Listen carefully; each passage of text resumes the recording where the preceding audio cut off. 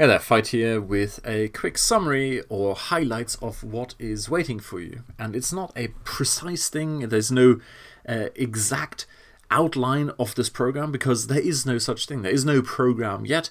It'll all depend on what the group wants most. But there are two specific things I want to highlight so you can immediately decide if it's for you or not.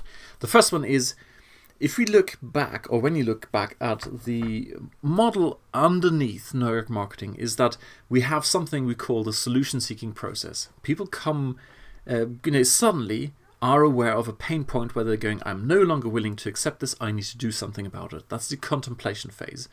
Then after that, you have the research, where they research the different types of options, and this is typically where we tap into it in the form of educational marketing. And then there's the planning phase, and finally execution. The reason that's important is because this is the natural habitat, or this is the natural model that works on Facebook. Facebook is not about the specific, I'm searching for a solution like you do on Google, but instead it's you're browsing around, and if someone reminds you that there's a pain point in your life, you go, oh, that's interesting. In a way, Facebook advertising is almost like an advertorial. Advertorials tend to go, look, pain point here, and did you know there was an underlying reason? Did you know there was the solution you maybe hadn't considered before? That's how advertorials work, and that is the type of content that does beautifully on Facebook. So, upshot of all of this is that we'll be doing Facebook ads. So if you decide, no, I don't want to give any money to Mark Zuckerberg, fine. But then the program isn't for you.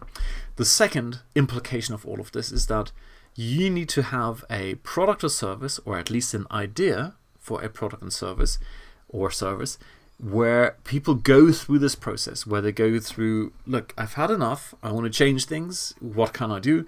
Then they go through some level of education, and then they make a plan and finally execute that plan. So it's not for you if you're selling widgets, if you're selling pens or batteries or necklaces, or anything with your t-shirts and mugs. That's not the kind of application for all of this here. I just said one of the things is you need to have a product or service or an idea for a product and service. And I don't want to influence you too much here, but I'm going to give you one sort of aspect of all of this, and that's on this other slide over here. And that's this. What I'm hoping we'll be doing is a lean approach to testing what actually works for you. The biggest mistake you can make is to go out and make one guess, like in this model here, where they say we start with the perfect avatar, where you take a complete stab in the dark and you say, my perfect client is like this. My perfect client is called Andy, and he's a landscape gardener, and he blah blah blah blah blah. And then you build out all of this stuff on the back end.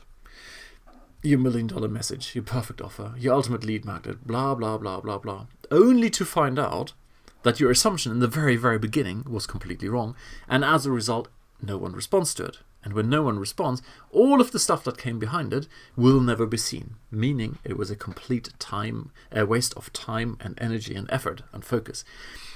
So this program is fabulous for you, in my opinion, or that's at least what I'm hoping we'll be doing, is to have a lean approach to testing ideas in the marketplace. And of course, that's ideally suited to someone who doesn't have a fixed product.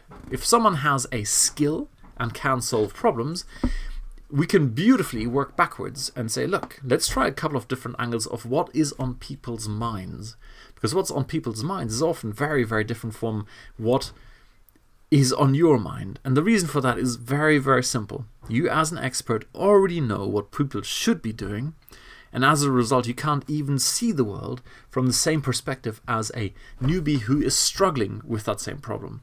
And that almost always creates a massive, massive disconnect between the message you are sending out, namely what people should be doing, and what's on their minds, what they want to be doing. And that's why it's a great model for someone who has a skill or provides a transformational value, but doesn't have a clearly defined, ready-to-go packaged product or service. Now, does that mean if you have a ready-made product, you can't use this? No, not at all. Of course you can. but it'll be slightly different. And that's why I'm putting out this video, to highlight that thing. And I'm hoping you'll tell me in your response, if you decide this is for you, where you're at. Are you in a position where you have something and it's clearly defined, it cannot be changed, and it has to be this thing? Or is there scope for changing it around, finding different angles, bridging the gap between where people are and what you can deliver? So there you go. I'm going to stop here because I don't want to put certain fixed ideas into your head and then suddenly you start going, well, I really want to do this other thing, but Veit said we can only do this or that or the other. This was just to highlight two very, very important points. The first one is we're using Facebook advertising because it is a great fit for someone who has an audience that makes considered decisions. So that's basically a non-negotiable. If you're doing widgets, if you're selling pens and necklaces, this is not for you. This is only for people who have considered decisions. You may be struggling with getting people's responses in the first place. You might even have a process in the place where they get to the end, but then they come up with all kinds of objections. That is one of the underlying principles of all of this. We want to eliminate those objections up front. You may have a process that is purely one-on-one sales driven at the moment, and you'd like to put some marketing up front. I don't want to put any restrictions on this. Please go and have a look at the survey, and the survey is going to be very simple. It's basically you write a little essay of where you're at and what it is you're trying to do, and I will then pattern match and figure out what the group as a whole wants to do most. And we do all of that, and this is another non-negotiable, the whole thing in a lean style, as in everything we do is always focused on getting responses from real potential buyers as opposed to us making up stuff. Now, I said I'm sending this out to 77 people. And, if there is a decent response, by the way, I'm only doing this if there is a decent response. So if I don't get at least 20 people to say, yeah, that's what I want to do and I'm in a position to do it, then I'll probably not do it. But if we get 20 people in, well, that's a very decent size group. And what we can do then is go and get feedback from each other. So let's say you have a course on how to grow giant, peppers, right? The pepper harvest is in full swing. They're going to be all ripe when I'm cycling in Ireland, as every year. But if you had a course on that, well, then we could go around in the group and say, look, who else in this group would be interested in growing giant peppers? And if we get enough people who are interested in your thing, you get real feedback from real people. So we're brainstorming real ideas. So, like I said, this whole thing is kind of on the house. And when I say kind of, well, there's something, what's in it for me? And what's in it for me is basically I get real feedback from real people who actually want to do this thing. And of course, getting that feedback will help me create a better product, which I can then sell. And of course, ultimately, if you then get real leads, if and when, and they pay you lots of money, I'm hoping you will retrospectively see the value in it, and you send me whatever you consider is fair.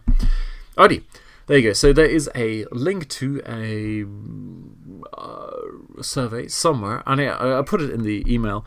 Go and fill that out if you're interested, and of course you can also reach out to me by email, and we'll take it from there. Cheers, bye.